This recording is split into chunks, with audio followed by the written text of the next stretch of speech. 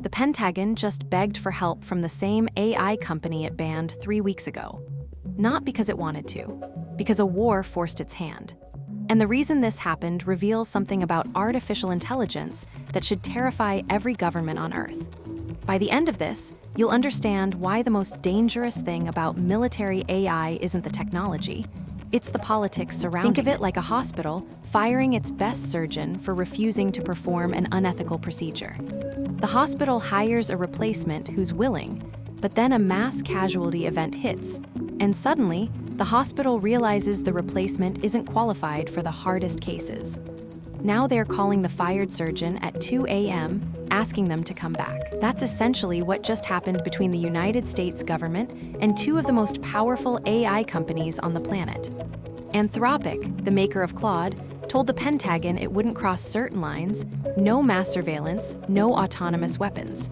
The response: President Trump signed an order banning Anthropic from all federal agencies, labeling it a supply chain risk. OpenAI stepped in within days to fill the gap. But here's where the story takes a turn nobody expected. Most people see this as a simple morality tale. Anthropic took the ethical high road. OpenAI sold out. One is the hero, the other the villain. Right? That's the surface reading, and it's wrong. CEO Sam Altman himself admitted the Pentagon negotiations were definitely rushed. OpenAI staff are openly revolting, CNN reported researchers calling it a betrayal of the company's founding mission. But this isn't really about ethics versus profit. So what's really going on? Here's what nobody is talking about. The Pentagon didn't ban Anthropic because it was angry about a rejected contract. It banned Anthropic to send a message to the entire AI industry: cooperate or get cut off. This was a power play, a demonstration that the US government could weaponize procurement as a discipline tool. Think about it. The federal government is the single largest technology buyer on Earth. When they designate UA supply chain risk, that label doesn't just close government doors. It scares off defense contractors, allied governments, and enterprise clients who depend on government clearance. Anthropic didn't just lose a Pentagon contract. It risked losing its entire government-adjacent business ecosystem. The message to every other AI company was crystal clear. Say no to us, and we'll make an example of you.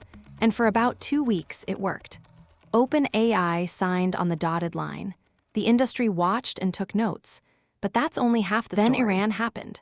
On February 27th, one day before OpenAI's Pentagon deal was announced, US and Israeli forces launched strikes against Iran. Within days, the conflict escalated into a full-scale war that nobody had planned for. And the Pentagon discovered something terrifying about its own AI infrastructure. A top defense official told Fortune about a whoa moment when military leaders realized how deeply Anthropic's Claude had embedded itself into critical intelligence workflows. We're talking about systems that analyze satellite imagery, process intercepted communications, and synthesize battlefield intelligence in real time. OpenAI's models rushed into classified environments with a contract that was definitely rushed. Couldn't simply replace what Anthropic had built over months of careful integration. It's like swapping the engine of a fighter jet mid-flight. The parts don't just fit because you want them to. So here's the uncomfortable truth that ties everything together. The Pentagon created a single point of failure, not through negligence, but through politics. By punishing Anthropic for having principles, it accidentally proved that those principles were the very thing that made Anthropic's integration so reliable. Companies that take safety seriously tend to build more robust, more carefully tested, more deeply integrated systems. The Pentagon wasn't just dependent on Anthropic's AI. It was dependent on the engineering culture that comes from taking safety seriously. And you can't get that from a company that signs a rushed deal to fill a political gap. Drop a comment if you saw this irony. Now here's why this matters to you, even if you never touch military technology. This pattern, punish the careful company, reward the fast one, then panic when quality matters, is playing out across every industry adopting AI right now. Your bank, your hospital, your kids' school.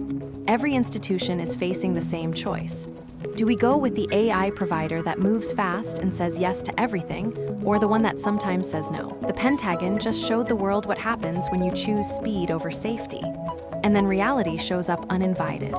What happens when your local hospital's AI diagnostic system has a whoa moment and there's no surgeon to call at 2 a.m.? Here's what to watch. The Pentagon and Anthropic are back at the negotiating table, but this time the power dynamics have completely flipped. Anthropic now has the ultimate leverage, a live war proving the military can't function without its technology.